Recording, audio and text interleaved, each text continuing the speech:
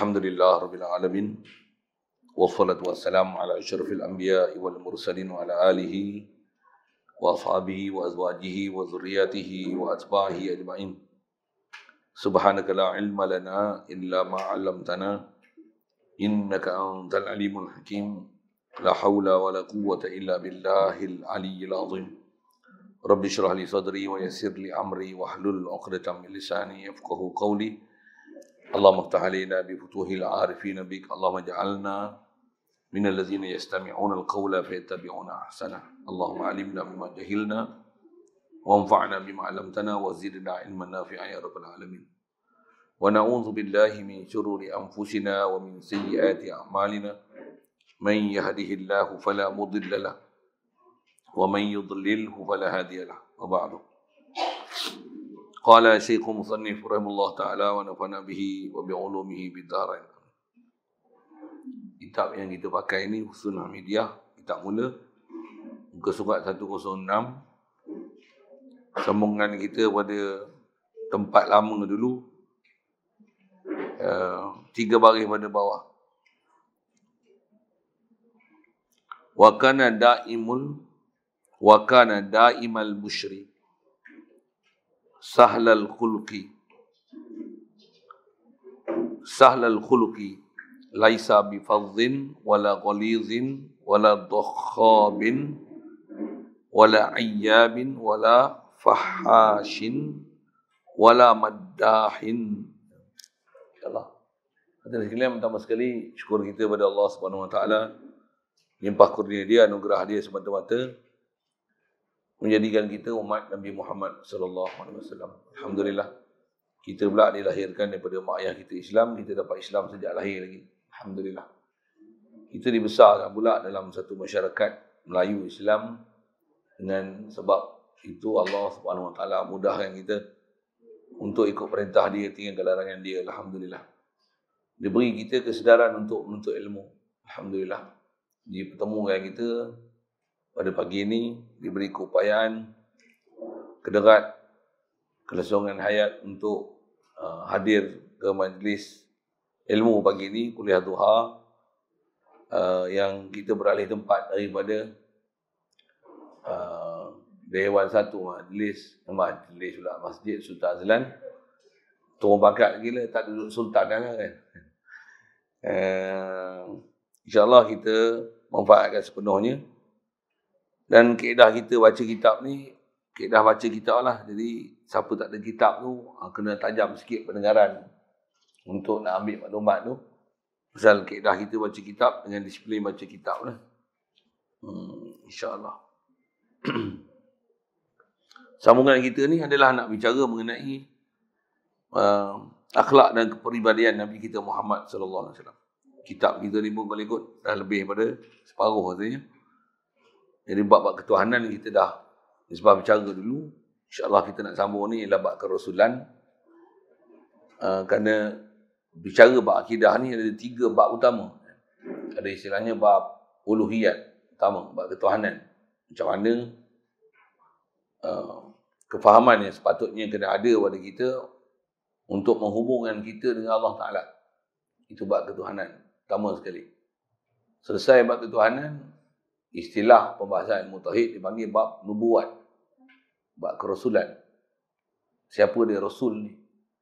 Apa ciri dan sifat yang ada pada dia secara umumnya dan khasnya pada Nabi kita Muhammad sallallahu alaihi wasallam. Dan pembahasan ketiga dipanggil sam'iyat. Perkara-perkara yang didengari, perkhabaran ghaib yang datang daripada Nabi sallallahu alaihi wasallam yang kita wajib beriman, yang datang daripada Quran sendiri, daripada sabdaan Nabi Rasulullah sendiri, yang kita beriman satu persatu, tak boleh ada satu pun yang tertinggal. Atau istilahnya dipanggil bab sam'iyat. Yang tu jumpa ke depan lah. Jadi kita duk bicara ni bab risalah. Khasnya kat Nabi kita Muhammad sallallahu alaihi wasallam yang ni bicara kita. Dan bila disebut Nabi Muhammad sallallahu alaihi wasallam ni, dia manusia sangat istimewa. Istimewa itu bayangkan kalau isyarat Quran sendiri, sebelum tak bayangkan tu, kedudukan Rasulullah ni, Allah Ta'ala isyarat Al-Quran, wa rafa'na laka zikrak. Allah tengok terjemah sekali lalu ayat Quran tu, wa rafa'na, kami akan angkat engkau, kata Rasulullah, kata Allah Taala, wa rafa'na laka zikraka laka, kami akan angkat sebutan engkau, manfaat untuk engkau. Antara janji Allah Taala dalam Quran, Rasulullah ni Allah Taala akan angkatkan sebutan dia. Maksudnya sebutnya Muhammad, dia mesti ada satu kedudukan tinggi sisi Allah Taala. Mesti tinggi. Bab nama pun sudah. Berapa bilion orang dah bernama Muhammad. Cuma Muhammad tu macam Muhammad. Muhammad tak semayang pun ada. Muhammad mencuri pun ada. Tapi nama Muhammad tu Masya Allah. Masyhur sangat. Dalam Taurat ada, dalam Injil ada. Bahkan seawal-awal Allah Ta'ala jadikan Nabi Adam dulu. Nabi Adam celik mata je. Antara kalimah yang tertulis di tiang arash adalah La ilaha illallah Muhammadur Rasulullah. Kedudukan Nabi Muhammad tinggi sampai tahap tu lah. Dan kemuliaan Rasulullah ni alal itlaq. Di atas itlaq ni maksudnya semutlaknya. Kedudukan Rasulullah sangat tinggi, mulia. Disyarah oleh para ulama kita, maksud kata tinggi kedudukan Rasulullah semutlaknya. Maksud mutlak ni bila-bila, mana zaman, mana tempat, walaupun tak kait dengan sesuatu, mesti jawapan dia makhluk paling mulia adalah Muhammad sallallahu alaihi wasallam. Sebelum Allah Taala jadi makhluk. Makhluk ni semua dalam ilmu Allah Taala. Antara makhluk tu adalah Muhammad sallallahu alaihi wasallam. Dia paling mulia masa tu. Atau istilah sebagai ulama menggunakan bahasa istilah alam ruh. Bahkan sebelum alam ruh ni. Maksudnya kita ni dalam ma'lumullah, dalam ilmu Allah Taala. Kerana sebelum ada makhluk, yang ada Allah je. Allah lah yang hakiki ada, sedia ada, kekal ada, dan ada dia tak pernah berubah. Dan tak pernah ada sesuatu mengubah dia. Bahkan dia lah yang mengubah sesuatu.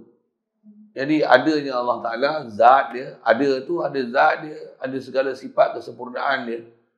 Dan antara sifat kesempurnaan dia ialah ilmu dia, iradah dia. Antara yang dalam ilmu dia adalah makhluk ni. Dan makhluk tu paling mulia sekali adalah Muhammad sallallahu alaihi wasallam. Tu kata Rasulullah ni mulia semutlaknya. Semutlaknya. Sekalipun sebelum dijadikan makhluk lagi, Rasulullah dah mulia dah kedudukan dia. Kerana kalau ada siapa intikad Rasul ni hanya mulia selepas Allah Ta'ala bagi jadi, apatah lagi bila dah lantik jadi Rasul baru mulia, maksudnya seolah-olah Allah SWT ni jahil Nabi Muhammad. Tak tahu Nabi Muhammad siapa. Sedangkan wajib kita intikad Allah SWT, dia zat dia qadim, dan segala sifat kamalat dia qadim. Istilah qadim ni dengan makna zat Allah Ta'ala sedia, dan segala sifat kesempurnaan dia sedia. Tak ada satu pun sifat kekurangan pada dia. Ada bab panjang umur, ada sedikit lagi perbincangan ke belakang ni dalam bab-bab sam'iyat nanti. Kalau ada bab-bab kesamaran, benda yang kita muskil dalam Quran, memang ada pembahasan dalam kitab ni. InsyaAllah jumpa ke belakang. Khasnya nak bahas mengenai Allah Ta'ala ni, Allah takkan ada sebarang sifat kekurangan pada dia. Semua pada dia adalah sifat kesempurnaan. Tak ada apa pun pada Allah Ta'ala ni kurang. Yang kurang ni siapa? Makhluk. Di mana kekurangan makhluk? Asal kita tak ada, Allah bagi ada. Itulah kurang paling besar sekali kat kita. Itulah isyarat Quran, Allah Ta'ala kata, kita ni fakir ke Allah Ta'ala. Ya ayuhan nasu antumul fuqara'u ilallah. Wahai manusia, kamu ni fakir ke Allah Ta'ala. Apa makna fakir? Berhajat. Kita sangat fakir ke Allah Ta'ala. Zat kita, sifat kita, perbuatan kita, apa yang kita milik sekalipun, sangat fakir dan berhajat ke Allah Ta'ala. Yang tak berhajat sesuatu hanya Allah. Wallahu huwal ghani al-hamid. Allah lah yang dia ghani, dengan mana tak hajat apa saja pun, tak hajat sesuatu pun dari sudut zat dia, sifat dia, perbuatan dia, pemilikan dia. Dia tak hajat apa pun. Dengan sebab dia tak milik sesuatu lah, hamid, selayaknya pada dia saja kepujian. Makhluk tak layak apa-apa pun kepujian. Kalau ada pun kepujian, istilahnya dipanggil pujian yang idhafi saja. Jadi khas kita bicara kat Nabi Muhammad SAW ni, kita nak sebut beberapa sifat kepujian yang ada pada dia, pasal dia atas kata dia makhluk istimewa semutlaknya. Awal-awal sebelum makhluk dijadikan dalam ilmu Allah Ta'ala, dalam iradah Allah Ta'ala, dia yang makhluk paling mulia. Bila Allah Ta'ala jadikan makhluk, ada yang kata awal-awal makhluk Allah Ta'ala bagi jadi untuk zahir ke atas muka bumi ini, jadikan air, ada yang kata jadikan arash dulu, macam-macam ada perbincangan ulama tu. Tapi semutlaknya yang mulia adalah Nabi Muhammad SAW. Nabi Muhammad. Bila dah jadi Nabi Adam sekalipun, makhluk paling mulia adalah Nabi Muhammad SAW. Ini hidup dah ada sekalipun Rasulullah dah wafat, makhluk paling mulia ialah Muhammad SAW. Alam barzah, makhluk paling mulia adalah Muhammad SAW. Bangkit pada kubur esok, siapa paling mulia? Muhammad SAW. Tak ada siapa lah boleh nak lawan Nabi Muhammad ni. Sudut kemuliaan. Satu, kita nak belajar dengan dia, nak kenal dia, supaya kita ada akidah dengan dia. Dan di atas kemuliaan yang ada Allah Ta'ala beri pada dia ni, kita nak buat apa? Satu, kita proud to be umat Muhammad SAW. Punya putih lah sikit kan. Kita rasa sepenuh, wah aku ni umat Nabi Muhammad. Cuma kita bila tak faham siapa Nabi Muhammad ni, tak rasa apa-apa pun. Kalau saya kata gini, kita jadi menantu Perdana Menteri, macam? Okey, seronok? Oh, tak seronok Perdana Menteri lah kalau gitu. Yang tu pasal tak suka Perdana Menteri siapa? Saya bukan sebut Perdana Menteri itu Mahathir kan. Saya kata Perdana Menteri. Jadi jawatan tu besar tak? Mulia.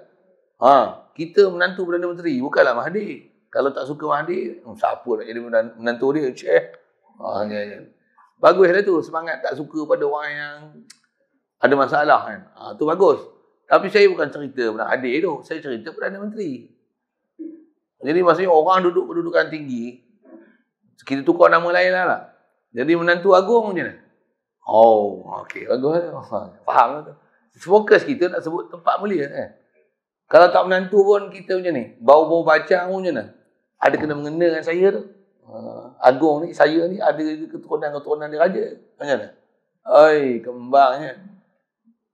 Tapi sebab kita ni umat Nabi Muhammad, keren, bodoh. Siapa? Kita tak faham siapa dia. Kita tak tahu kemuliaan dia. Satu, kita nak lihat kemuliaan dia ni. Ini sambungan lah dengan apa yang kita dah belajar dulu. Belajar dulu tu tempat lama. Jadi mana yang baru sini pun, selamat datang. Kita lah selamat datang tu orang. Kita yang datang. Selamat datang sudut di sebelah datang kelas tu kan. Baca kitab pasal kita punya prinsip tak menyambung. Kuliah yang telah ditangguhkan di satu tempat lain, pindah ke tempat lain. Alhamdulillah ada orang sudi menerima pindah tukar ke sini kan.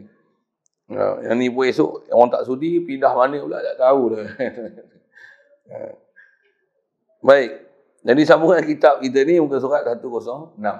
Jadi asas saya nak sebut tadi yang Rasulullah ni dia mulia semutlaknya. Baik, jadi kana sambungan kita adalah Rasulullah ni daimal busyri. Dia sentiasa memberikan khabar gembira. Yang turut kelas terjemah. Apa maksudnya sentiasa memberi khabar gembira? Keluar daripada mulut Rasulullah ni semuanya ayat-ayat positif semua. Tak ada keluar ayat negatif sikit pun.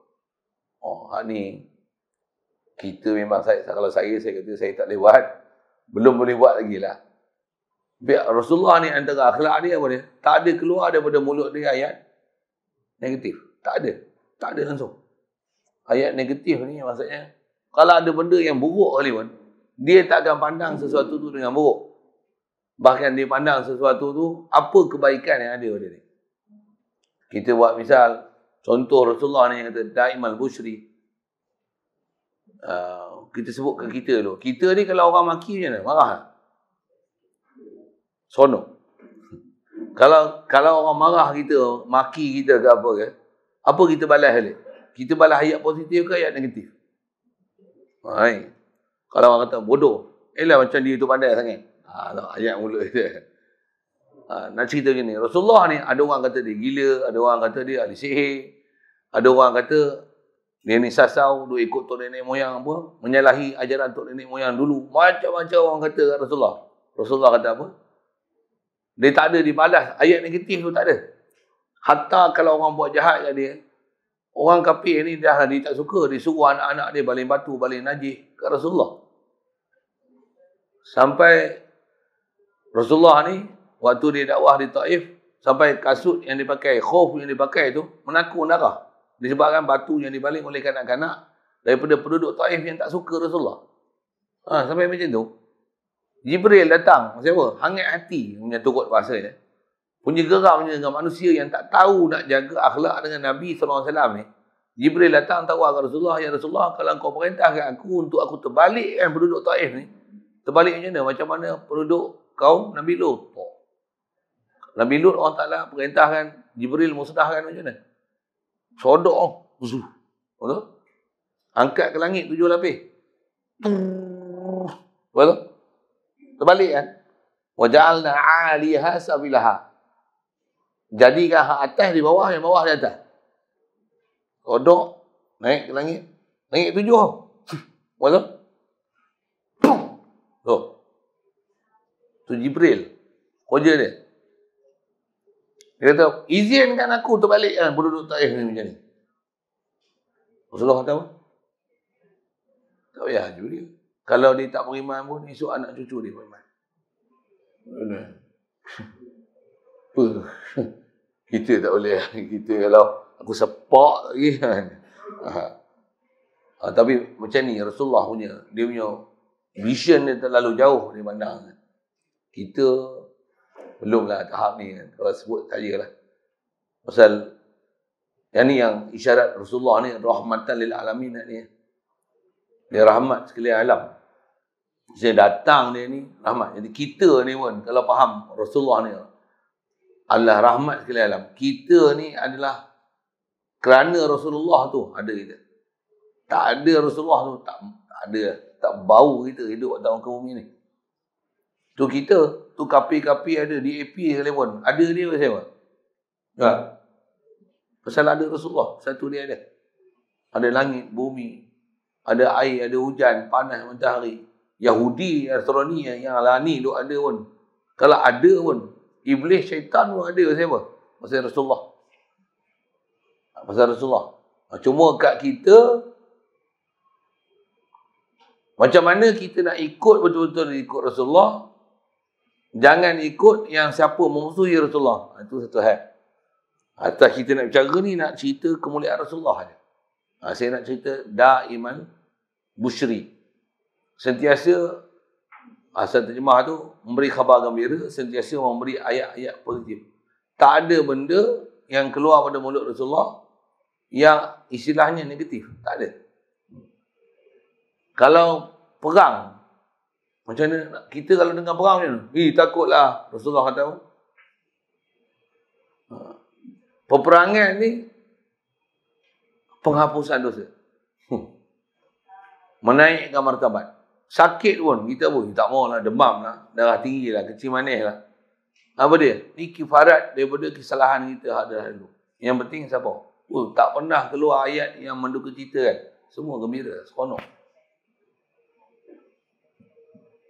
Sahlal khuluqi. Dan Rasulullah ni, asal mana sahal ni mudah. Khuluq, akhlak dia, peribadi dia.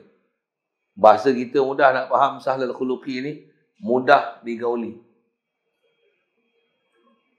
Kali pertama jumpa Rasulullah, macam dah kenal lama. Jadi tak pernah ada orang menghampiri Rasulullah yang dia dianggap sebagai orang asing, yang seolah-olahnya tak dipedulikan. Tak pernah. Rasulullah ni jumpa je siapa, walaupun tak pernah kenal, macam dah kenal lama. Kita hak ni lah susah juga kan. Kadang tak peduli orang pun. Ni aku. Dem. Banyak tu kita nak kena belajar kan. Pasal kita tak merasa diri kita ni mesej untuk menyampaikan Islam. Satu, kita tak rasa gitu kot kan. Kita rasa kita, aku sedang mencari matlamat aku yang aku duk bijau. Yang tu kot kita sebut. Walaupun matlamat tu bagus dah untuk cari agama, untuk kenal Allah Ta'ala, untuk takwa, untuk jadi orang baik, bumi bahasa gitu. Tapi dengan sebab kita matlamat yang tu, kita tak peduli dah orang lain. Kita tak rasa kita ni lah duta yang orang lain akan jadi sebab Hidayat dengan sebab kita. Kita tak rasa macam tu. Satu, kita tak peduli korang. Saya sebut saya lah ni kan. Saya syarah tu lagi panjang sangat kan. Cukup itu terjemah dia. Lagi Rasulullah ni laisa bifadhin. Tidaklah ia fadhin. Fadhin ni cakap kasar. Tak ada langsung cakap kasar. Cakap Rasulullah macam ni. Lembut selembut-lembutnya. Kalau marah pun macam ni. Marah dia tu dalam marah tu lembut. Kita kalau marah, hai pecah pinggan mangkuk. Macam mana nak buat tu? Katakan contoh marah kan. Kalau kita sebagai mak ayah, anak-anak ada perangai bodoh. Macam mana nak marah tapi keluar ayat lemah lembut? Macam mana? Ui, susah. Kita kawan-kawan kita sepah barang kita. Contoh, macam mana? Mana cakap tu mana? Kawan-kawan. Kalau kita ngamuk lah, siapa sepah barang aku?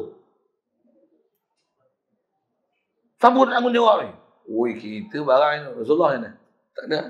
Sebut dengan laisa bifadhin ni, tak ada langsung ayat baran macam tu, tak ada. Keluar ayat ni, tu, fadhin ni, sangat lemah lembut. Walaupun marah,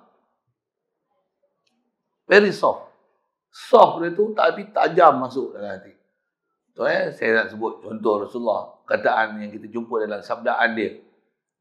Kalau ada manusia degil sangat, kafir sekalipun, tak mau bangkang lawan Islam, Rasulullah jumpa dia, kalau kau tak mau Islam pun, Rasulullah kata gini, in lam tastahi fasna' ma syi'ta. Kalau kau tak tahu malu, buatlah apa yang kau nak.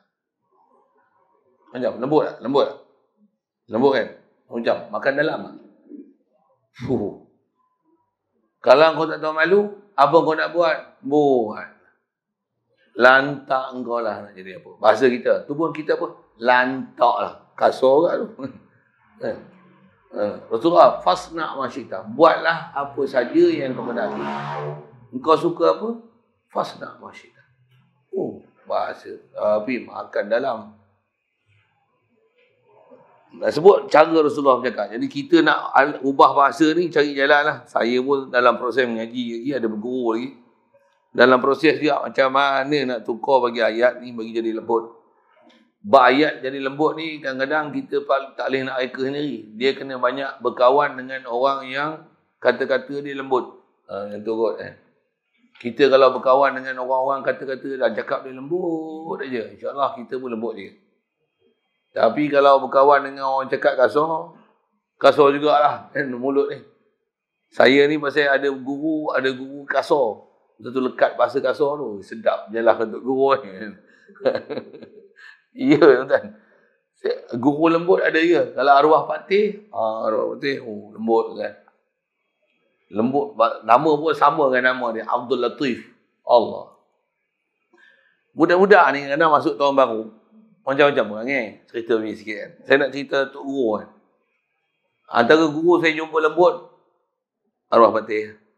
Antara guru saya jumpa istilahnya kasar dan tegas, Tuan Guru Haji Mat Saman Kati. Hak tu power. Kalau mengaji macam ni, kalau tengok mengaji ni ngantuk yang dia tegur. Tu, ni. Nak tidur nak mengaji. Dia tak ada excuse lah. Ngaji tengok semua berarti. Duk menung, lengur.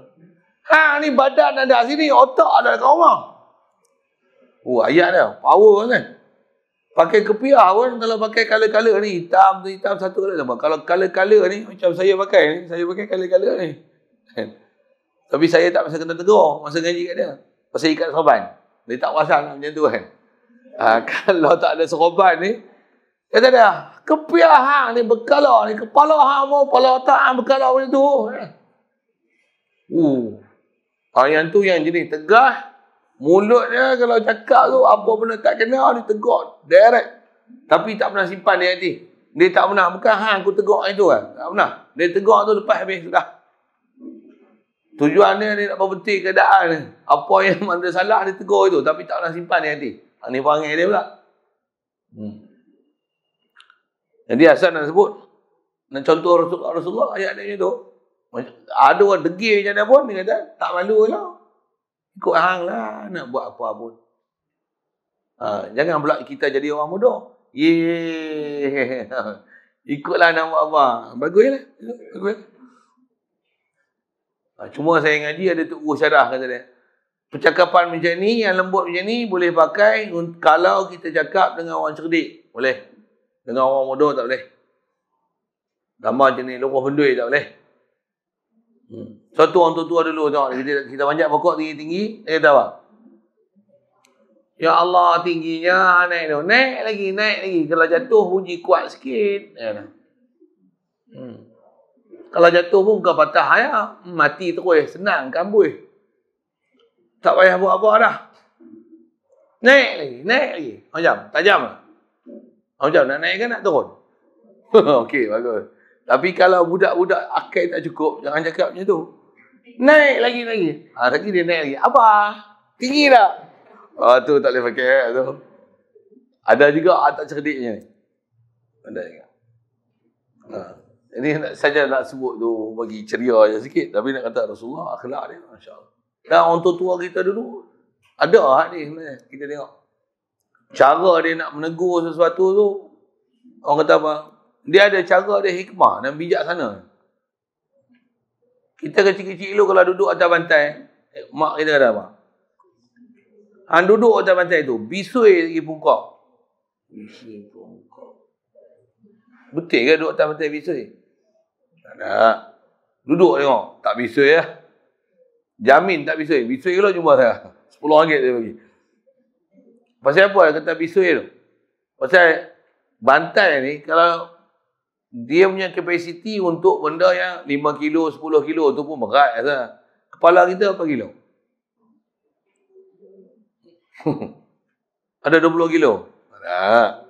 Tak cari kerat, timbang. Melawak bodoh. Punggung kita berapa kilo? Kalau punggung saya tak apa. Bila punggung duduk labuh atas bantai tu, maksudnya badan kita punya berat tu semua turun atas bantai. Pecah lah. Nak bagi elak supaya tak duduk macam mana? Punggung bisik tu. Cerdik orang dulu. Cara nak bagi elakkan daripada buat benda-benda yang tak kena. Kalau dia ni tak ada akal ke? Apa bantai buka kepala, buka bungkuk pula. Dia tak ada kesan. Cuba buah bisui. Takut. Kalau makan hati ayam macam mana? Makanlah hati ayam. Benak esok. Nak mengaji payah. Pasal apa? Hati ayam ni benda sedap. Ayam pula dulu bukan macam ayam kita. Duk pergi market boleh beli hati 5 kilo. Boleh beli. Dulu kalau seekor ayam satu ialah hati. Kalau ada anak 10, budak-budak bukan kerti saman pula tu. Kalau dia makan sedap, mak nak lagi. Saja dia majuk tak makan nasi lah. Nak elakkan kelahi macam mana? Makan benak. Duk mengaji pun benak dah. Makan benak susah makan. Pergi mak dengan abah makan. Mak abah benak tak apa. Tak, tu taktik lah. Supaya anak jangan kelahi. Pedai. Ada orang jenis suka makan pedai ayam. Tak usah makan pedai ayam ni. Apa? Dah sunat belum? Payah nak sunat. Sikit saya nak sebut. Ada orang tua-tua dulu, dia mewarisi cara hikmah macam ni.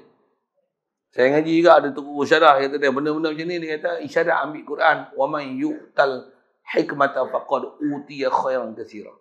Siapa yang diberikan hikmah, dia diberikan kebajikan yang sangat banyak. Dia pandai cara, teknik. Dia bukan benda reka, benda yang khurafat. Tapi dia pandai cara nak mengolah supaya orang boleh terima cakap dia dan nasihat. Kalau orang perempuan nyanyi kat dapur, macam mana? Tak ada orang masuk Minang. Pasal apa? Apa masalah nyanyi kat dapur? Betul ke memang menyanyi tak ada orang masuk Minang? Apa hikmah dia agak? Tanya orang perempuan ni. Pasal apa?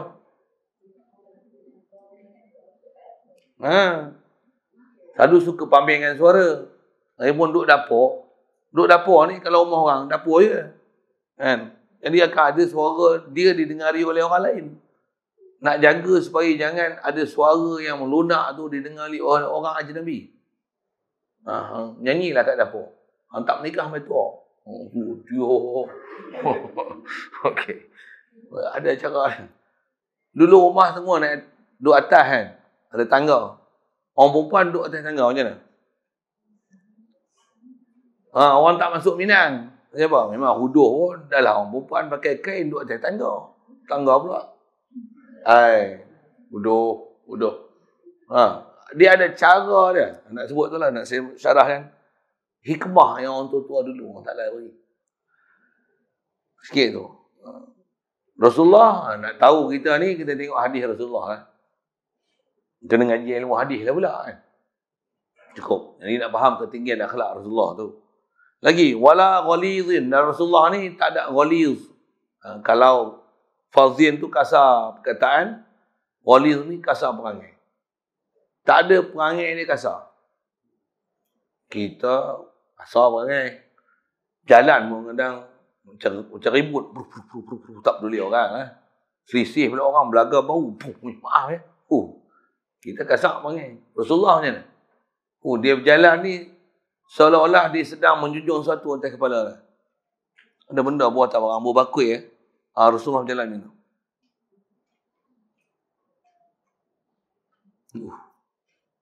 Saya tak boleh bayang macam mana cara dia jalan. Saya pernah jumpa ada beberapa orang Tok Guru yang berjalan ni macam Rasulullah. Yang jalan laju tu ada agak. Kalau arwah Patih hello kalau saya sebut kan. Saya nak sebut guru yang saya jumpa. Arwah Patih dia tak macam tu. Dia jalan paling ekspres. Dia ada dusun dia.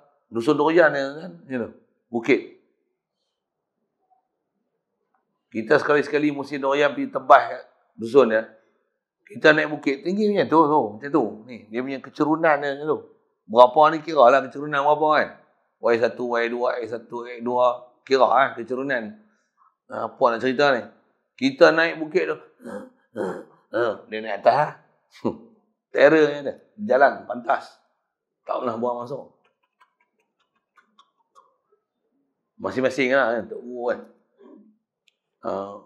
Perangai. Masya Allah. Memang lemah lembut.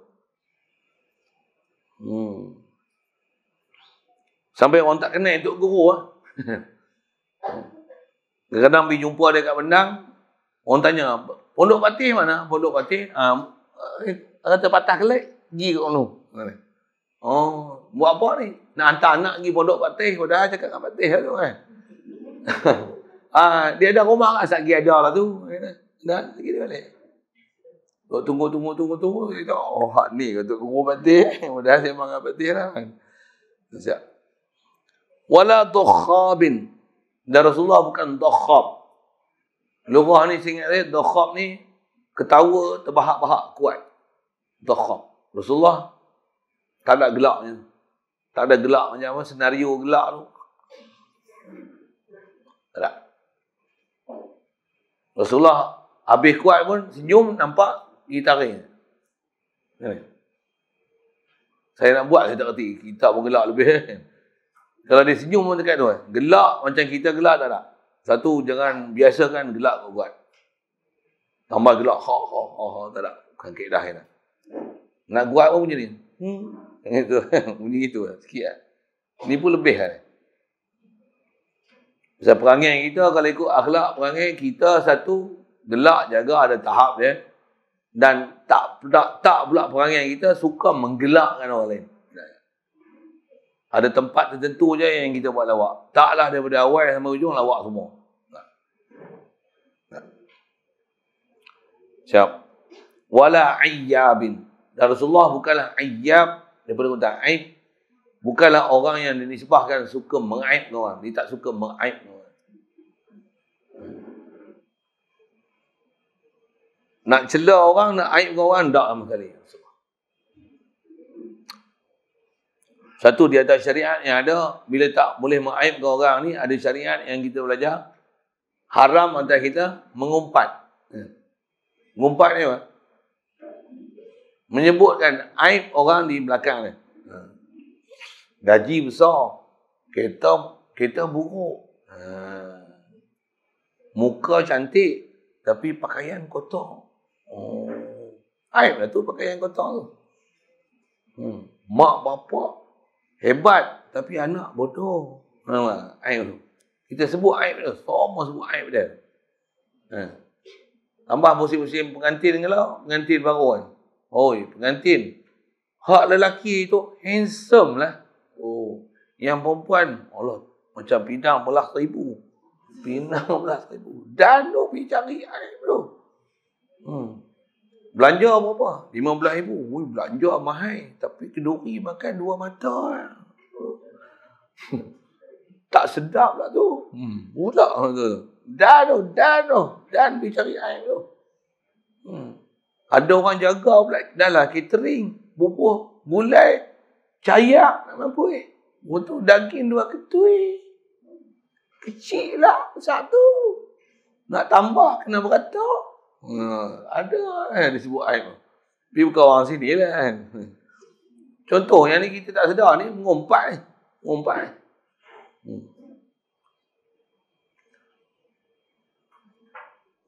Dia ada pelajaran dia khas kena mengaji bab mengumpat. Maksudnya ada nak mengumpat yang dibenarkan. Ada. Itulah pula. Maksudnya bila ada bab aib, tapi aib ni sampai menyebabkan orang lain akan ikut aib tu. Ni tak boleh. Ni tak boleh diam. Ni kena bongkar aib tu. Dan bagi tahu aib tu supaya orang lain jangan tiru benda yang aib tu. Ada tahapnya tu. Satu, ngaji kena habis. Bila ngaji sekat-sekat yang tak selesai masalah.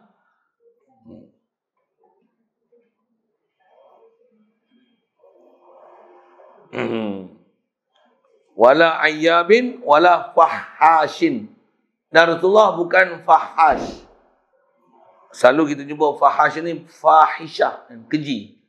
Dia takkan keluar daripada mulut Rasulullah perkataan-perkataan keji. Yang ni pun cuba, kalau saya sendirilah saya sebut, memang duk proses belajar macam mana nak keluar daripada mulut ni ayat-ayat lembut-lembut. Kalau marah dengan Wahabi pun sebut Wahabi lembut-lembut. Tapi makan dalam. Wahabi ni cerdik lebih sikit daripada lembu. Ayat tajam. Selalu dia sebut Wahabi ni bodoh. Tu kasar. Orang tu kasar tu. Orang tak boleh terima ayat tu. Tapi kalau apa, Wahabi ni cerdik sikit kepada kambing. Kambing cerdik sikit lagi pada Wahabi. Simple tapi tajam makan. Saja sebut itu. Tu pun bagus ayat itu. Ada tempat-tempat yang memang kena bagi alert macam tu. Ada bab kita kena tahzir. Istilah tahzir ni kita kena bagi warning, amaran pada orang lain. Jangan sampai orang lain mengikut benda-benda yang tak betul. Dan kewajipan kita, orang yang kenal benda yang betul, kita kena bagi tahu yang ni wajib tahzir. Wajib kita berjaga-jaga, take alert dengan benda-benda macam ni. Orang macam ni. Kumpulan macam ni. Parti macam ni. Tu. Orang, individu, perangai. Ada bab-bab kita kena bagi alert. Sambut tahun baru dengan bunga api macam mana? Sebutlah. Yang ni kerja majusi. Dia orang duk raikan api. Ni tak adalah api bodoh-bodoh boleh bakar rokok sampah tu. Tapi tak betul. Ini amalan majusi. Tu tunggu detik 12 malam. Tong.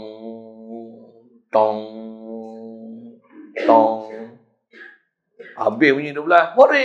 20. Ni pun dengan Nasrani. Ini ketuk loceng. Lagi? Pukul 12 je. Mabuk. Cheers. Ni langsung mabuk tu. Ni buat balon. Ni. Bukan keedah kita. Itu kalau kerajaan buat. Tukar kerajaan tu. Tak boleh tukar. Tak boleh pakai kerajaan tu. Kerajaan sivil namanya.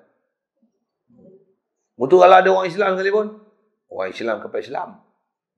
Kena buh bahasa-bahasa macam tu kan. Orang Islam bakar dan keturunan. Nama je Islam tapi tak faham Islam. Kena bubuh ayat-ayat tu. Tahzir tu. Siap. Wala maddahin. Dan Rasulullah pula bukan maddah. Maksudnya orang kaki puji. Bukan kaki ampu orang. Puji orang. Jumpa sikit puji. Tak. Rasulullah. Dia akan puji sentiasa Allah Ta'ala. Satu kaedah kita bab puji ni pun khas kalau kita belajar bab puji. Tambah pula kita tahu dengan sebab puji ni orang akan terkecoh dengan sebab puji dah. Pasal bila puji, sikit soal lagi ni. Kita kalau kena puji kembang. Kemang. Setelah kita masak buat kuih, mai hantar hari ni. Kuih-kuih. Orang mau makan. Kita duduk sebelah kan. Makan. Siapa hantar kuih ni? Sedap lah. Dia duduk sebelah. Orang bukan tahu dia yang buat kuih tu. Tapi dia duduk sebelah tu macam mana?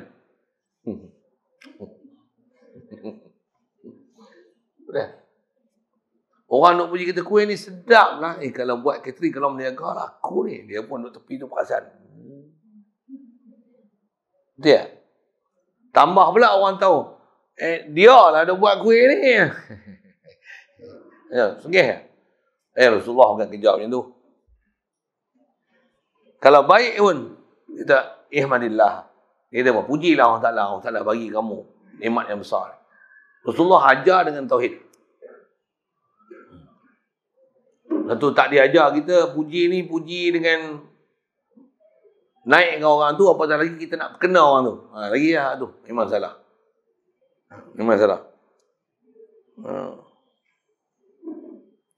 Apatah lagi istilah puji bodek, puji nak dapat pangkat. Apa lagi? Seumpama tu lah kan. Apatah lagi puji memang nak perkena orang. Tu memang salah kan. Dia beli kereta baru, kita kata kereta hang ni tak ada siapa boleh beli macam kereta hang. Lawa tu, aku kenal tu. Bila-bila aku nak pakai, aku pinjam boleh kot lah. Puji tu pasal dia nak pinjam. Tu nak perkena. Siap. Yang tu pun kalau syarah panjang tu cukup. Rasulullah tak ada jenis bodek tu. Rasulullah dia akan cerita yang hak ialah hak. Yang batil ialah batil. Wa kana yujibu man da'ahu. Dan Rasulullah ni perangai dia akan memperkenankan man da'ahu, siapa saja yang panggil dia, ajak dia.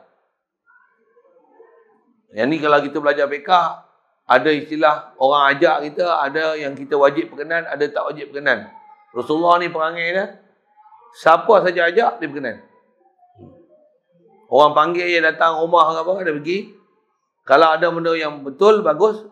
Yang tak betul, dia akan betulkan.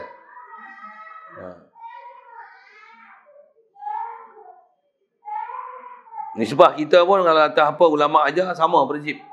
Kedua kahwin memang contoh antara yang kalau tambah pula pergi jumpa personal.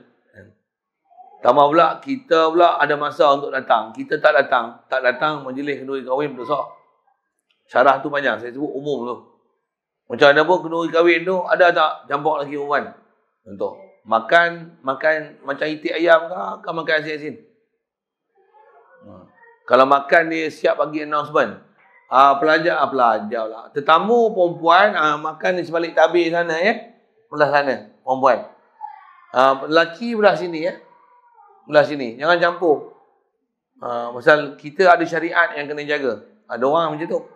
Tapi agak-agak kalau itu orang marah lah. Tak boleh romantik sikit. Nak duduk lelaki bini pun tak boleh. Ada orang marah pun. Baru nak makan kacang dengan tok lelaki sebelah pun tak boleh. Ada orang mepek siap lah tu. Kalau ikut bagus tu. Memang itu kaedah syariat. Saya pergi India tu kan, kenduri kahwin. Tapi saya tak pergilah baru ni. Kenduri kahwin, anak syekh ni kahwin. Kahwin ni tak nampak orang perempuan. Padahal orang perempuan dah. Tak nampak langsung orang perempuan dia masuk ke mana, pintu mana, tak tahu. Tapi orang perempuan main kenduri. Punya jaga dah syariat tu. Kalau mengaji pun kalau macam ni lah. Kalau saya pergi India, dia tak bagi Kalau nak bagi pun dia cari bangunan belakang. Perempuan duduk belakang. Bangunan belakang. Bukan nak diskriminasi kan orang perempuan. Bukan. Tapi dia nak jaga syariat tu. Syariat. Kita rasa benda yang kita dah buat ni kerana jaga syariat lah. Tapi kalau orang yang lebih kemas jaga syariat, dia akan jaga lebih kemas daripada apa yang kita jaga. Betul. Tentu ada orang tak faham dalam bab-bab macam ni, syariat ni. Jadi saya nak syarah tu tentang Rasulullah perkenan, walaupun dia perkenan, orang ajak, orang panggil, apa benda yang tak kena depan dia akan tegur.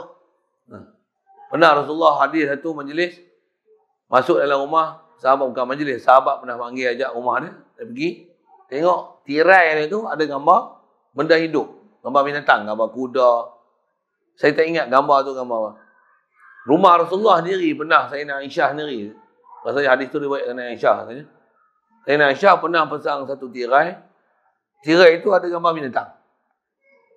Tirai tu tujuan jangan bagi orang luar nampak kan. Siapa yang bukan mahram dia duduk dalam tu. Yang tak sepatutnya dia tengok. Tapi tirai tu ada gambar haiwan.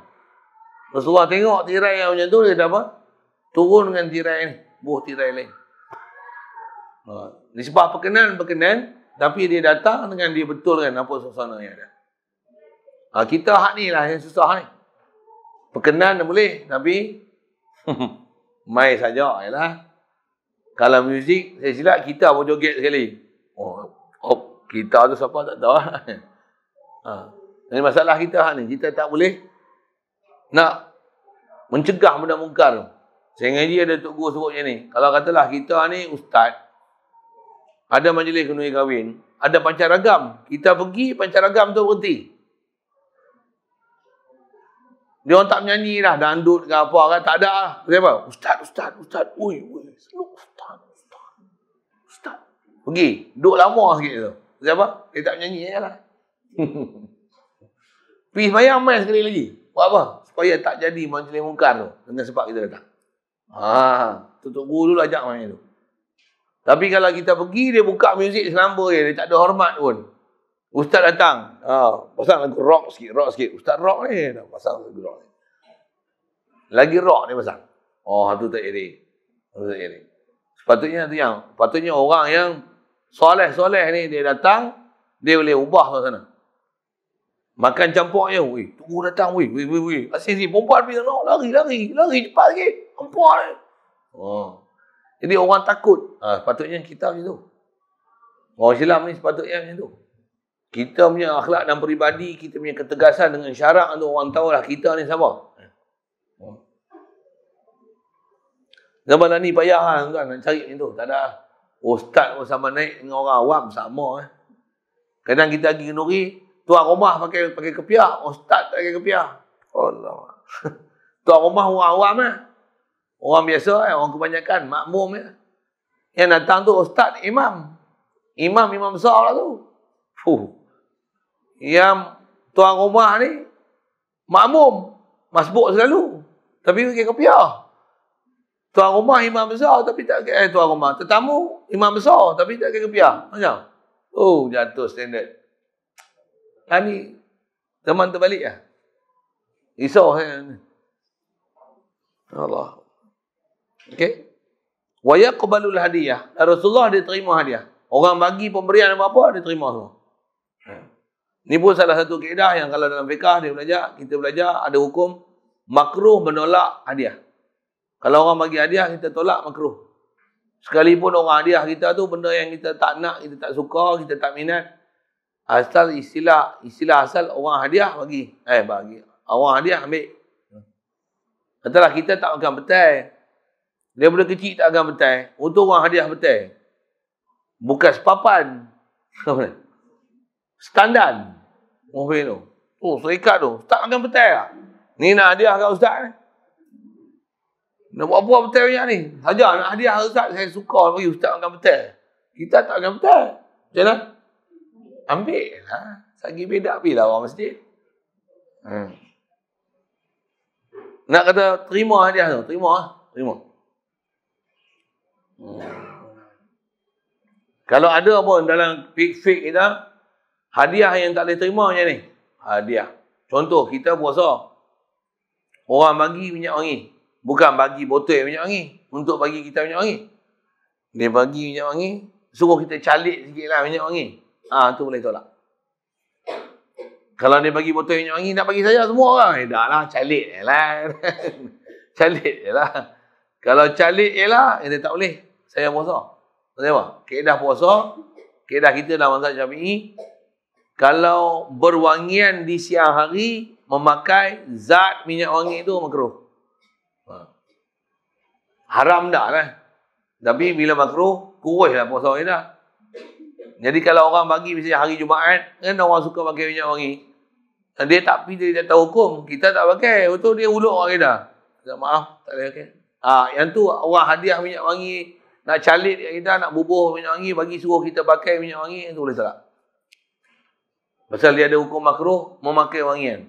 Tapi kalau dia bagi botol minyak wangi, saya nak hadiah sebotol ni. Antu ambil pun dah pakai. Jangan bodoh pergi ambil pergi cari lah. Yang tu ngaji tak? Kena ngaji tak? Dia ada detail dalam fiqah tu. Rasulullah ni sebab hadiah, dia terima hadiah. Dan kaedah hadiah ni dah orang bagi. Jangan pelekeh lah. Misalnya orang bagi gelas kan. Buka, tengok gelas. KIG murah. Bagilah akorok kan. Akopal. Tak pun bagi plastik pun tak apa. Tapi Tupperware. Janganlah kibiware. Tak standard lah tu. Oh cik. Tak, orang bagi ambil lah. Jangan kata apa. Tak suka bagi orang lain. Rasulullah dia menerima hadiah walau kana kira'an. Sekalipun adalah hadiah tu kira'an. Asal bahasa Arab kira'an ni daging yang ada di kaki kambing. Maksudnya hadiah apa? Bagi kaki kambing. Kambing kan selalu kalau kita sembelih, lapar, selalu kaki ni orang buat lah. Orang tak kerti urus satu hal lah kan. Rasulullah sekalipun orang hadiah kaki kambing, dia ambil, dia olah, dia pakai. Maksudnya nak isyarat apa tu? Hadiah ni walaupun ada orang tak nak dah benda ni, orang bagi kita sebagai penerima macam mana? Ambil je hadiah orang. Nak ajar akhlak hadiah. Siap. Ada orang kata, kan hadiah ni bagi yang kita suka. Yang itulah kita bagi hadiah orang. Yang itu kaedah hadiah yang paling baik. Kita belanjakan pada orang, hadiahkan ke orang apa yang kita kasih dan suka. Macam mana pun yang kita tak habis, boleh tak? Boleh hadiah. Tak ada masalah. Ada orang kata haram bagi hadiah dengan benda yang kita tak suka. Tak ada hukum haram itu. Cuma dia tak afdal. Tapi masih boleh bagi hadiah. Boleh. Harus. Kita buat kuih banyak-banyak, makan kenyang-kenyang, tak habis, bawa bagi jiran. Boleh? Boleh? Boleh. Masih lagi hadiah. Masih lagi hadiah. Harus bagi pemberian tu. Wa yukafi 'alaiha wa yukafi'u 'alaiha. Dan Rasulullah ni bukan saja dia terima, tapi dia membalas 'alaiha 'ala hadiah. Hadiah dia akan ada satu benda dia balas. Yang ni pun satu perangai kita. Kita terima hadiah orang banyak. Saya sebut saya lah orang bagi hadiah selalu. Beli RM5 hadiah. Apa Ustaz? Hadiah. Hadiah lagi. Bagi. Hadiah lagi. Ni apa Ustaz? Ni hadiah. Hadiah lagi. Terima hadiah saja saya ni. Kita nak tak apa dia hadiah orang. Cari jalan. Hadiah yang bagi kat dia, terima kasih. Itu lah saya boleh bagi. Jadi siapa yang saya tak balas hadiah tu, minta maaf. Qala Anasun. Baik. Berkatalah Sayyidina Anas radhiyallahu ta'ala anhu. Anas ni, Anas bin Malik, dia lah khadam Rasulullah. Dia dihantar oleh mak dia sejak pada kecil untuk jadi khadam. Misalnya khidmat apa Rasulullah punya keperluan. Anas bin Malik ni kerja dia khidmat untuk Rasulullah. Kasut, basuh kasut, susun kasut. Apa yang keperluan Rasulullah, dia akan khidmat. Basuh baju Rasulullah. Khidmat untuk Rasulullah. Jadi khadam Rasulullah. Dan mak dia hantar Anas ni orang cerdik. Dia tahu apa yang Rasulullah nak, walaupun Rasulullah belum minta, dia akan sediakan untuk Rasulullah. Bukan saja masalah minta, bahkan dia duduk dalam rumah Rasulullah untuk khidmat kepada Rasulullah. Dia tahu apa Rasulullah nak, dia akan buat dan susun khidmat macam mana Rasulullah nak suruh, macam tu dia buat. Nak menunjukkan apa ni? Anas bin Malik ni orang yang sangat cerdik. Dia sangat peka apa kehendak guru dia. Apa kehendak Rasulullah lah. Kalau faham tu kan? Kita pun sama. Kita nak khidmat dengan guru, kena faham apa yang guru paling suka. Saya mengaji kat India tu. Ustaz saya yang kat Penang ni. Dia perhati guru dia sampai dia tahu semua guru dia apa dia suka. Selipar dia macam mana, cincin dia macam mana, baju dia, jubah dia, saiz berapa, kepiah dia, semua dia tahu kan. Makan pun, Syekh suka makan apa, buah apa dia suka, buah apa dia tak suka. Makan pun, makan apa dia suka, masakan macam mana dia suka. Lauk pun, lauk apa dia suka. Manisan apa dia suka, tak suka. Dia tahu semua. Dia tahu time pula nak jamu makan. Pukul berapa. Dia perhati satu-satu. Orang macam ni boleh khidmat dengan guru. Kalau jenis khidmat bodoh-bodoh, tak usah khidmat. Tuan-tuan nak khidmat, jangan khidmat bodoh-bodoh. Yang silap kena marah. Satu, nak khidmat dengan guru, kena cerdik. Apa kehendak guru? Tuan-tuan kena faham. Guru nak apa kita tanya. Kita kena khidmat tu, angkat beg dia, angkat selipar dia. Dia pun kata, beg aku angkat, hang tak payah angkat. Beg aku angkat. Aku tak boleh masuk kelas lenggang. Aku pelik. Tak usah duk angkut lah beg dia. Dia tak bagi. Kita hal tak bagi, tu kita nak buat. Enak dah. Ada benda yang dia suruh khidmat, khidmat tu. Ini nak kena cerdik. Itu sebut dan cerdik kat khidmat kita dengan guru. Satu. Saya ngaji guru selalu syarah macam ni juga. Itu Anas bin Malik khidmat kat Rasulullah. Kita akan jumpa juga Rasulullah kata apa masa dia sebut itu. Macam mana Rasulullah melayani orang khidmatnya dan siapa khidmat dia. Kita dengan mak ayah kita, kalau ada mak ayah lah, sama ayah.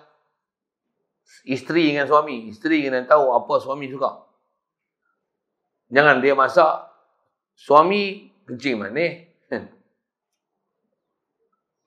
Buat ayah. Dia buat selevel orang biasa. Suami kencing manis. Suami pun minum-minum. Minah, sorry ada Minah ni jangan terkejut lah. Buat ayat apa Contoh. Kalau isteri, kalau cerdik, dia pandai lah. Suami kencing manis macam mana? Jawab.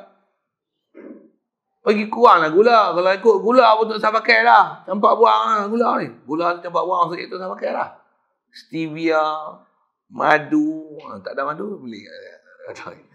Tak beli kat saya pun, belilah madu asli. Beli manisan tu tukar. Jangan pakai lah gula putih tu. Gula putih tu memang banyak mudarat lah. Sampai ada doktor, kalau doktor kesihatan ni kata dia, gula putih ni kalau boleh tu tak makan semua. Sampai macam tu. Ni, dia suami kencing manis, gula pula tu dah sebelah. Buat air kopi ni, minum. Tok laki baran pula. Apa? Nak bagi mampu aku cepat lah. Tak kena khidmat. Itu saya sebut isteri. Anak murid pula khidmat, maju ayat untuk guru. Dia tak tahu untuk guru dia kencing manis. Dia baju nalap je. Ini kau ya. Bagi minum air pula. Boba. Boba pun. Ais pula. Tok guru jenis tak suka minum ais. Boba. Gelas besar tu. Big Mac tu. Manis gila. Tok guru tengok kan. Aku kan minum air ni. Boba aku dengar mau pelik. Tak mau. Nak khidmat kan tok guru tak kenal. Khidmat kena kerti dia. Dia suka apa. Sikit lah tu. Itu guru. Okay apa? Sama lah. Siapa yang kena khidmat. Khasnya isteri tengok suami dia lah. Kita anak tengok mak bapak kita lah. Kita balik-balik rumah. Bukan kita khidmat mak bapak. Mak bapak kita khidmat kita. Bagus punya anak. Ngaji pondok tapi macam tak ngaji. Dia tak tahu. Balik rumah mak bapak dia jadi kuli dia. Bukan dia jadi kuli mak bapak dia. Pinggan dia makan-makan lempar sikit. Tahu. Mak dia lah terkedek-kedek basuh. Patutnya macam mana? Mak dia ni makan ni dia tunggu siap lah. Mak habis makan dah. Okey, ambil pinggan basuh. Mak dia tengok. Alhamdulillah. Sejuk hati mak tengok. Ni mak tengok. Tu dia sikit. Nak jerit pun dah tua. Nak kata ada akal macam tak ada akal. Basuh kat lah mak pun. Dalam hati dia merepek ni. Anak aku ni mengaji apa ataupun nak tidur. Apa tak kerti. So, nak basuh pinggan sebiji. Tak pandai. Kolek pun tak kerti nak basuh. Ni merepek kat dalam. Khidmat bagi pandai. Tu. Saya sebut ni siapa tak tahu lah. Siapa kenal nasib. Baik. Anas radhiyallahu anhu dia jadi khadam rumah Rasulullah ni. Sekian lama. Punya masa lama. Dia kata khadamtu Nabi sallallahu alaihi wasallam 10 sinin, 10 tahun. Jadi khadam khidmat Rasulullah 10 tahun. Fama qala uffin qattu. Fama qala, tak pernah berkata, ya Rasulullah, uffin. Benda uffin ni, uffin lakum. Uffin ni kalau bahasa Arab dengan mana atadajjaru. Maksudnya, aku jemu lah tengok hang. Ini tu kot bahasa kita lah kan. Uffin ni maksudnya atadajjaru tu aku jemu. Jemu faham? Kalau susun meja macam ni. Kasut macam ni. Selipar macam ni. Baju macam ni. Susun baju Rasulullah nak pakai macam ni. Contoh lah kan. Kalau masak kan, disediakan roti ke apa, hidang ke apa. Rasulullah tak pernah kata, aku jemu tengok hang. Sama ya. Maksudnya presentation Anas bin Malik ni kat Rasulullah macam mana? Dia tahu apa yang Rasulullah nak. Oh, bayang. Kalau saya buat misal lah. Kalau kita suami, isteri dia tahu kita suka makan asam pedas. Asam pedas. Macam mana? Hang ni tak kreatif sikit pun. Kalau kita merepek tak? Biasa tak orang pakai nama merepek? Biasa? Ikan hang goreng ni tak garing. Hang tak tahu aku suka makan ikan garing-garing. Enggak. 10 tahun dah hidup. Tak tahu tu lelaki suka apa. Masya Allah. Patutnya 10 tahun ni. Tahu dah suami apa dia.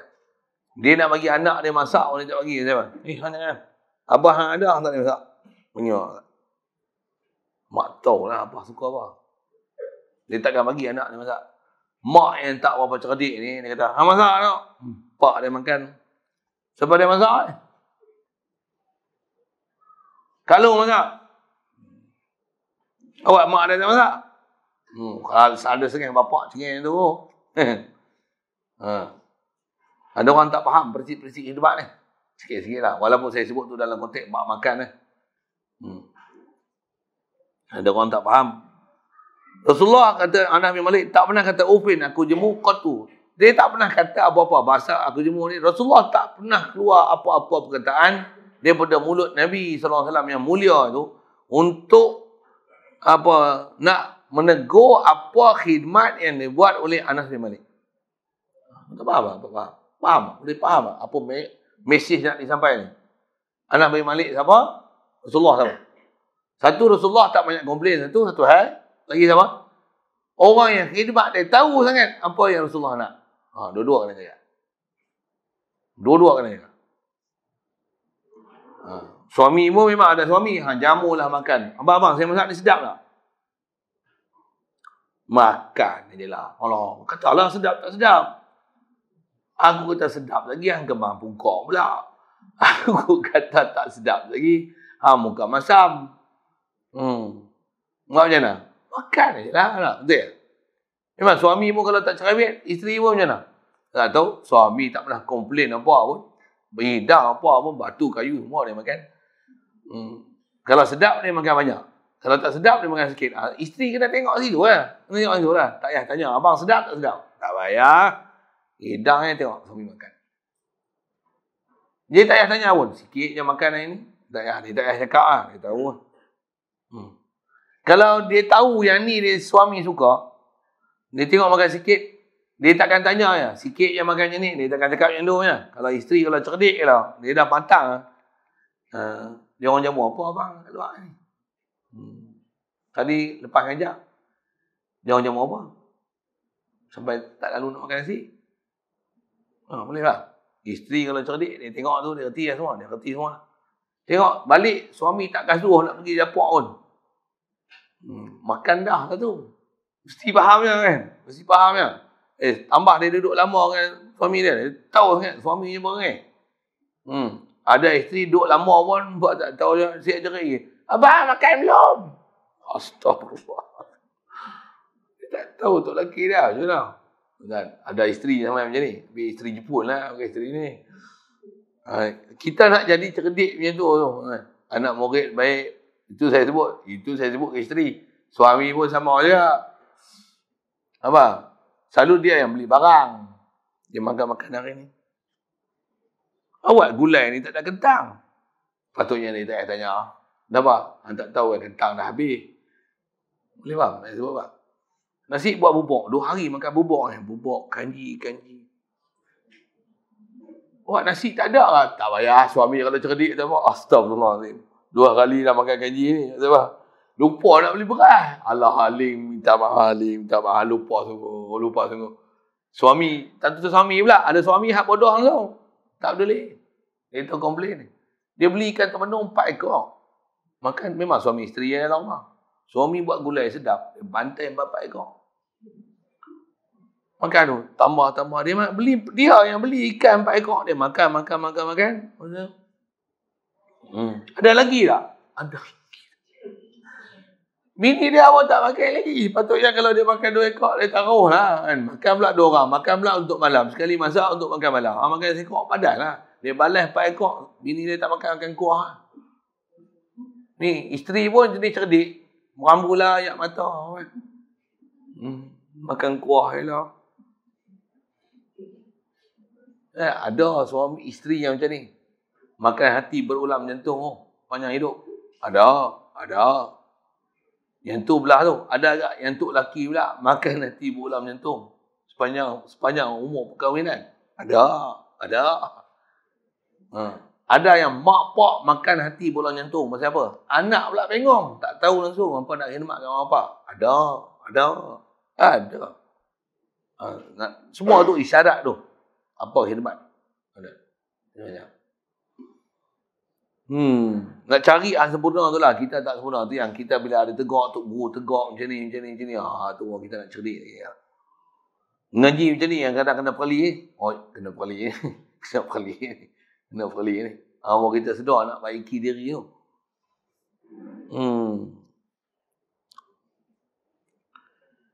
Dan wa ma qala li syai'in sana'tahu li syai'in sana'tuhu tak kena. Wa ma qala li syai'in sana'tuhu lima sana'tahu.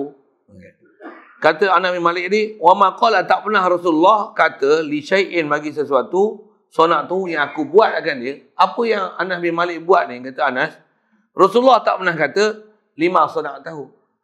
Baca tu lima sana'tahu. Kenapa kamu buat macam ni? Rasulullah tak pernah petikai. Kenapa hang buat macam ni? Awak susul lagu ni. Tak pernah Rasulullah mempersoalkan apa yang Anas bin Malik buat. Boleh faham? Apa faham? Anas bin Malik ni cerdik ya. Dia tahu apa sepatutnya dia buat. Ni dengan pakai motor tengah jalan. Tinggal dengan ni kunci duduk dekat tandas. Kunci duduk sangkut kat kebab ayam. Apa lagi nak suruh? Minyak motor habis-habis buka tudung minyak, pergi duduk mana? Sepana, pergi duduk dalam tu. Bapak dia nak pakai, mana sepana? Dia tak faham lah. Ada orang tak cerdik macam tu. Tak tu buat bodoh. Kalau orang cerdik macam mana? Dia tengok bapak dia tahu lah. Bapak dia ni, dia simpan barang kalau macam ni. Ambil, jangan harus pergi buh tempat lain. Kalau budak cerdik, dia faham lah. Anak cerdik, dia tahu lah. Apa dia perangai bapak dia. Kadang-kadang bapak ada ya, bapak pula lebih kurang ada juga. Satu lain hal. Tu saya cari aib orang. Saya nak sebut ni macam mana ke arah kesejahteraan. Itu kot bahasa dia. Nak kata Anas bin Malik ni sampai macam ni. Tak pernah Rasulullah tegur buat macam ni. Maksudnya Anas bin Malik ni sangat peka. Dia tahu apa yang Rasulullah nak. Kita ni kalau buat kerja semua kena tegur. Pinggan hang basuh ni nak. Tuan-tuan ayat. Siapa basuh ni? Kawan ni. Awak bau sabun kuat kan? Tak erti kau kebersihan. Bersih tu bukan bersih. Sabun tu bersih. Bersih tu, basuh tu. Jangan ada kesan sabun. Tak ada. Nanti kita beli ketah pH. Bukan pH 5.5 kan? Ketah pH. Buah ayak ni. Tuang. Ni patutnya 7.0. Tak faham sudah. Ngaji sains. Ambil tu ketah limas tu. Sikit. Berapa? 6.8. Berasid ada. Yang berakali ya, ni sabun. Sabun akali ke asid? Akali. Silap angka lah sebut tu. Bukan 5.5. Nak sebut 5.5 tu. Angkat-angkat. Ni 9.0. Macam mana basuh pinggan ni? Lantai pijak-pijak kaki kita basah sikit. Pijak. Siapa dia basuh lantai? Siapa mop lantai? Kakak. Dia mop lantai macam mana? Dia celup-celup yang sabun, dia mop lah. Bukan macam tu cara bagi bersih. Oh, tak reti. Maksudnya kena tegak. Semua kena tegak. Oh, tu leceh. Satu kita kalau betul ni kita tengok ada Pak Najih. Panggil. Kalau masuk Najih. Adik kencing minta bawa. Masuk. Kita tengok dia masuk. Mana? Kadang buat tak tahu. Tengok dia masuk betul tak betul. Dia ambil bekas ni, dia lap macam ni, dia lap macam ni, macam ni. Okey. Kalau dia luih tu, okey. Tak komplain. Bagus. Urusan Najih dia betul. Ini yang Anas bin Malik ni tak Rasulullah tak tegur. Cantik dia buat semua. Clear.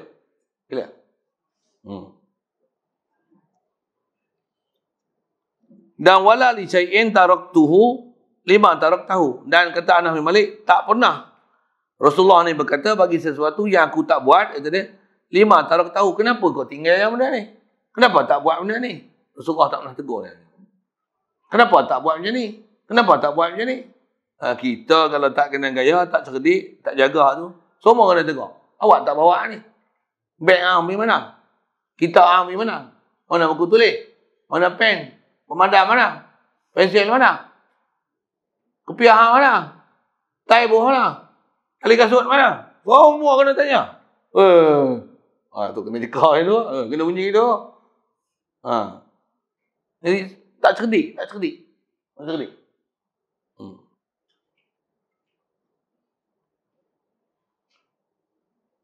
Wala da'ahu ahadun min ashabihi aw min ahli baitihi illa qala labbaika. Dan tak pernah memanggil akan Rasulullah ni ahadun oleh seseorang min ashabi daripada sahabat Rasulullah. Rasulullah ni sahabat dia punya ramai, orang yang duk berdamping dengan Rasulullah ni. Bila ada sahabat panggil Rasulullah, ya Rasulullah, ya Nabi Allah, au min ahli baiti, ataupun daripada ahli bait dia, anak dia panggil, isteri dia panggil, illa qala, malaikat Rasulullah kata labbaik. Maksudnya ya, walau bahasa kita ya lah kan. Ya. Suami panggil ke apa? Suami isteri panggil, abang, ya. Dia mesti menyaut bahasa dia lah. Cuma Arab ni antara kaedah yang bersopan dan kaedah nak menunjukkan bukan saja menyaut, bahkan sanggup apa istilahnya beradab betul-betul siapa yang panggil, berkisah dengan siapa yang panggil dan apa hajat dan keperluan, sanggup aku nak tolong dan aku nak beri khidmat atas kau. Ni bahasa dia labbaika. Labbaik ni maksudnya ana muqimun ala ta'atika muddatan ba'da muddatin. Aku sentiasa nak taat, nak khidmat. Aku sentiasa nak berkhidmat kat kau. Itu maksud labbaika. Isteri kalau panggil abang, ya, saya. Kawan. Boleh tak tolong masuk pinggan, tak larang nak berdiri dah, sakit lutut. Boleh tak? Kalau suami cerdik, apa? Tak payah isteri mengaduh sakit lutut. Dah. Dia tengok ni. Sat. Ling rehat dulu, air basuh pinggan. Tu nak dapat suami macam tu payah tu. Suami tak ada lagi. Ni awak pinggan ni, penuh tinggi ni, tak basuh ke? Kawan pun baru nak berehat. Macam mana? Bangunlah. Rehat sikit bang. Nak basuh lah ni. Selalu, isteri lah selalu mangsa. Kan? Setuju kan? Dia orang senyum. Bagus ya. Isteri ni selalu memang best tu. Hemat kalau memang isteri best. Suami kalau banyak hati. Saya sebut tu saya lah suami. Rasulullah kata apa? Labbaik. Wa kana yumazihu ashabahu. Dan Rasulullah ni kana yumazihu ashabahu adalah Rasulullah yumazihu, dia bergurau juga ashabahu akan para sahabatnya. Gurau juga. Jadi bergurau pada tempat bergurau lah kan. Wala yaqulu fi mizahihi, dan tak pernah berkata Rasulullah pada waktu bergurau dia illa haqqan, melainkan benda yang benar. Kita nak bergurau benda-benda ni susah ni. Kadang bergurau juga memang merapu. Tak apa benda yang bergurau tu. Bergurau pun benda yang istilahnya lara, merepek macam tu kan. Rasulullah kalau dia bercakap walaupun bergurau, tapi dia cakap tu syariat. Dia cakap tu hukum hakam. Dia cakap tu akidah. pernah ada satu orang tua, perempuan, datang ke Rasulullah. Yang ni kisah-kisah yang masyhur orang selalu sebut ya.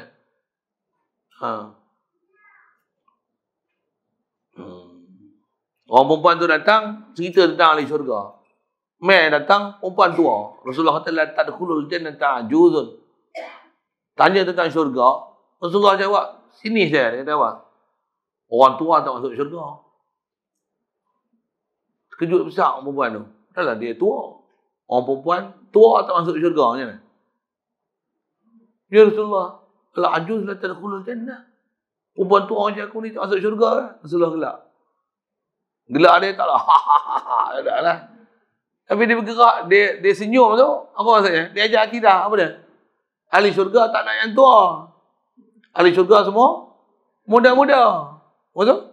Orang tua, orang tak nak muda kan dia balik. Oh, dalam duk bergurau tu ada akidah.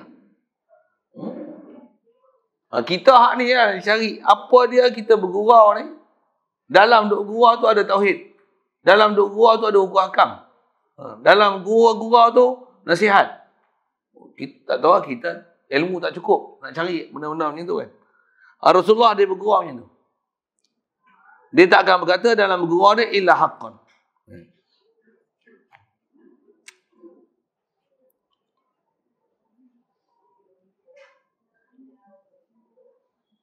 Buat misal lah contoh kan, nak buat bergurau. Contoh tak saya bagi contoh, tapi contoh-contoh terlintas kan dia, terlintas sebut. Kita tengok dia semayang duk lambat, bangkit pun malas.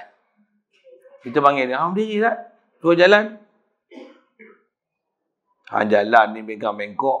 Kalau lalu atas titian sirat, mesti jatuh masuk api neraka. Kecuk perut ni kan. Faham tak? Saya dah apa tu? Saya bangkit pun malas, subuh bangkit malas, nak kejut pun payah. Kejut pun tidur kat 10 kali. Bangunlah subuh. Bangkit ni. Bagi ayat macam tu tengok. Tajam tak tajam? Masuk tak masuk? Nanti perut dia. Masuk tak? Suruh dia berjalan. Jalan tak? Lurus tak? Tak lurus. Jalan lagi? Tak lurus. Jalan lagi? Jalan tak lurus. Kalau lalu atas tiang sirat, mesti jatuh masuk neraka. Serius kita cakap. Betul ya bang. Itu nak jalan lurus ke mana? Oh, tak faham lurus banyak. Bukan jalan tu. Faham. Okey, faham sedik. Orang tu boleh cakap macam tu. Nak kata bercakap la yaqulu illa haqqan. Kadang-kadang tuan kita bahasa-bahasa tok guru, hak ni lah bahasa-bahasa yang tajam kena kat kita. Saya pernah ayat-ayat jumpa dengan tok guru kan. Kadang mengajak sampai tak ada suara. Bila tak ada suara, jumpa dia. Baru boleh ikut program dia. Kalau tak, kita duduk mengajak, tak boleh ikut program dia. Bila kita tak ada suara, boleh ikut program dia. Dah suara kita tak ada. Dengar orang mengajak dah pula. Kalau tak suara tak ada. Orang boleh ikut program. Dia kata, tak sedap ke? Allah yang bagi bercakap. Simple yang dia cakap. Makan dalam tu kan. Alamak. Kita duk rasa kita duk bercakap. Tak rasa Allah yang bagi kita bercakap. Sambil-sambil tu duk tikam tauhid tu. Sambil menyambil. Duk makan nasi tu sambil tu sebut. Kita ni kalau makan suka dengan nikmat. Tapi kita tak seronok dengan siapa yang bagi kita nikmat. Sambil duk makan tu. Nak tojah tauhid. No. Empot kena katuk. Sudah. Kita makan pun. Boleh faham saya cakap? Boleh. Makan sedap lah. Ajaklah makan. Hai. Makan sedap. Kita sedap rasa. Tapi tak rasa sedap siapa yang bagi kita makan. Dia bukan cerita bagi makan tu tuan rumah tu. Siapa yang bagi kita makan? Allah yang allazi at'amahum min ju'. Dia yang bagi kita makan daripada sifat lapar kita. Allah yang bagi. Dia sindir kita buat tauhid sambil makan nasi lah.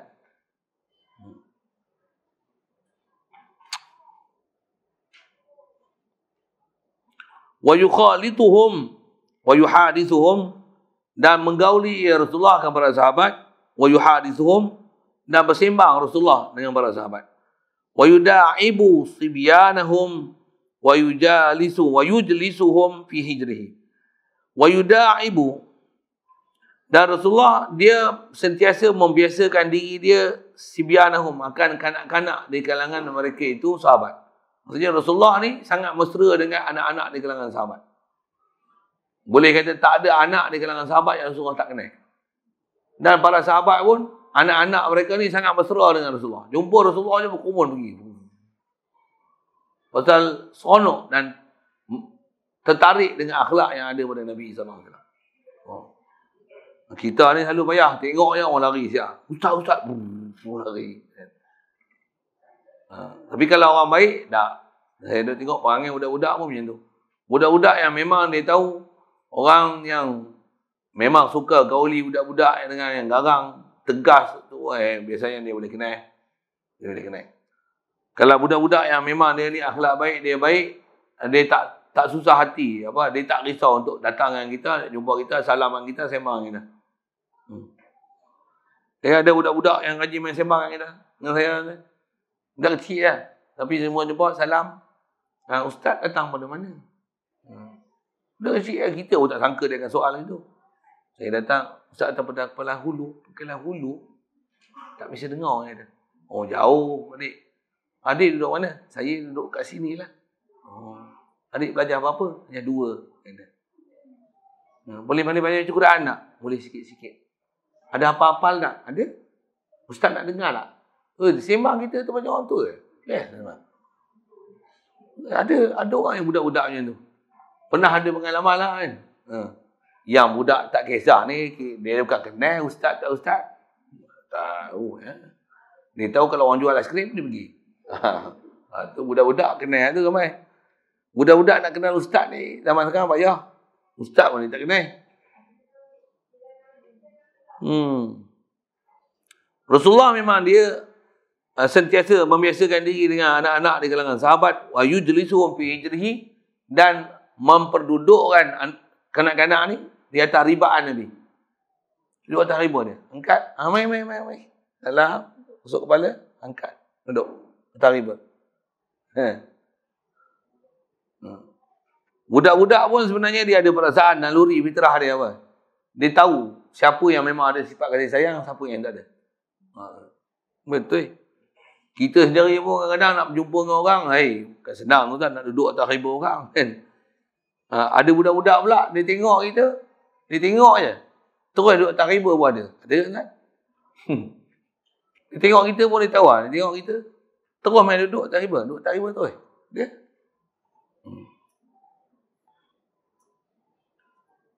Wa yujibu da'watal abdi.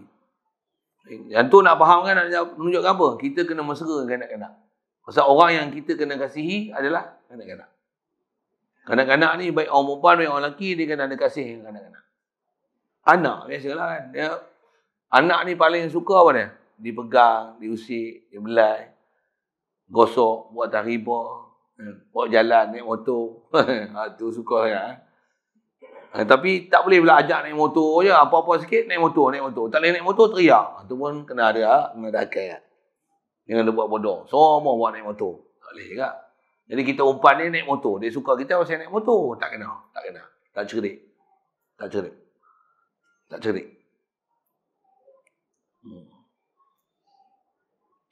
Wa yujibu da'watal abdi. Dan memperkenan Rasulullah da'watal abdi, panggilan walaupun seorang hamba. Hamba sekalipun ajak Rasulullah untuk datang satu majlis, dia akan datang. Wal hurri, begitu juga orang merdeka pun dia datang. Wal amati, begitu juga kalau ada hamba perempuan pun, ada satu jamuan ke, hamba panggil, dia datang. Dia akan perkenankan. Wal miskin, dan panggilan orang miskin sekalipun. Jadi dia bukan datang majlis datuk-datuk, datin-datin ni. Tak. Orang miskin buat majlis pun Rasulullah datang. Dan orang miskin ni pula fi aqsal Madinah, duduk di hujung kampung. Kalau Madinah sama ada bandar. Di hujung bandar, aqsa hujung, penghujung bandar. Masuk ceruk negeri duduk. Rasulullah pergi. Dia perkenan. Wa yaqbalu uzral mu'tazir. Dan Rasulullah dia menerima wa yaqbilu uzral mu'tazir. Keuzuran orang yang memberikan keuzuran.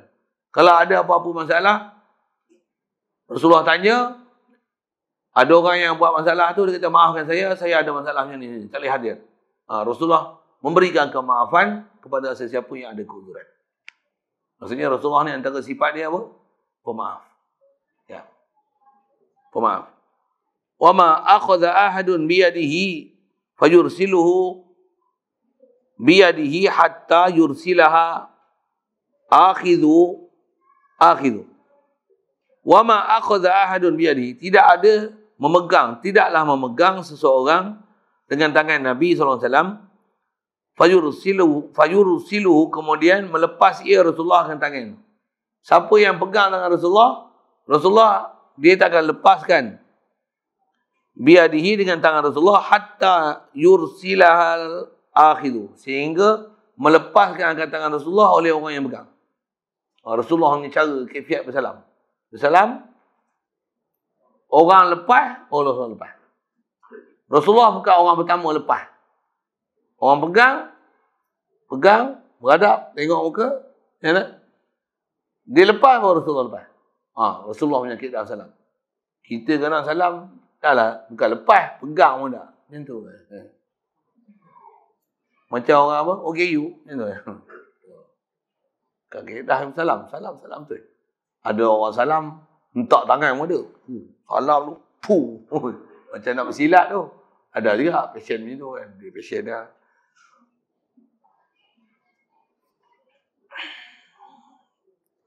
Walam yara muqaddiman rukbatayhi baina yaday jalisin lahu.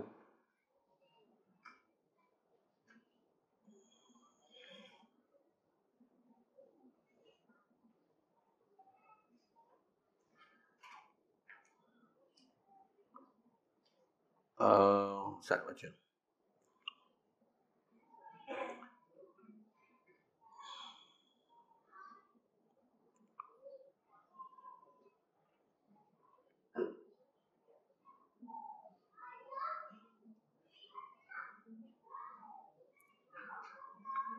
Baca walam yura muqaddiman rukbatai, tidak dilihat Rasulullah muqaddiman, orang yang menghadapkan rukbataihi, dua lutut dia, baina yadai jalisin lahu, di hadapan, di antara dua tangan orang yang duduk semajlis dengan dia.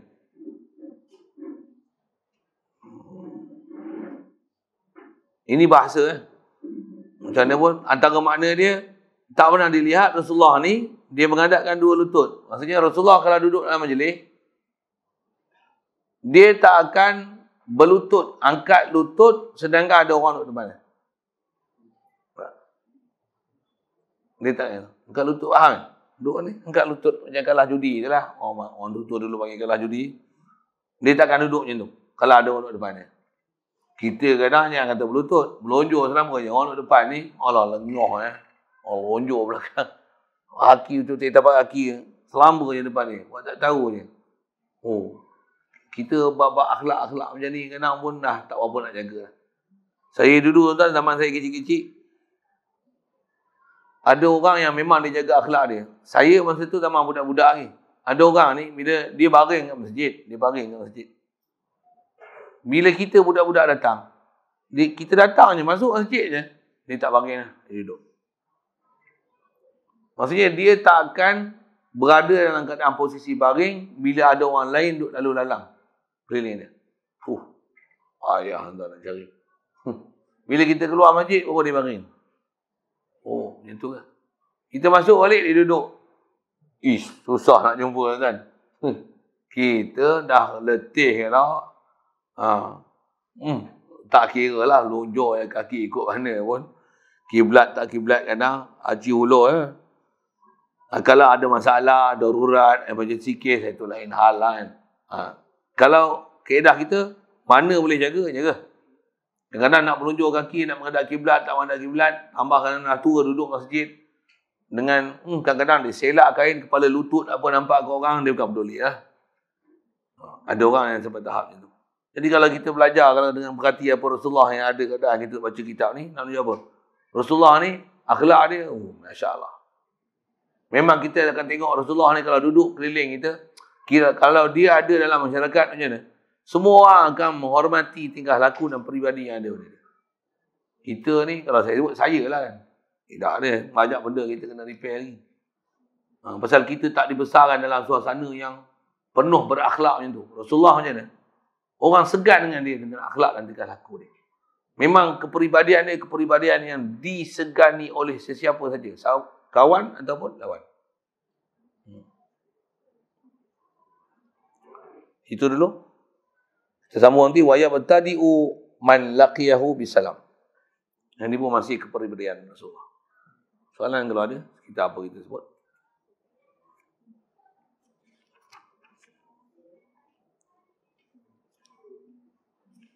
Ada tangguh. Bismillahirrahmanirrahim. Allahumma nawwir qulubana min nuri hidayatika kama nawwartal arda min nuri syamsika wa abada bi rahmatika ya arhamar rahimin warzuqna fahman nabiyyin wa hifdzal mursalin wa ilhamal malaikatil muqarrabin wa sallim tasliman ala jamil anbiya'i wal mursalin. Alhamdulillah.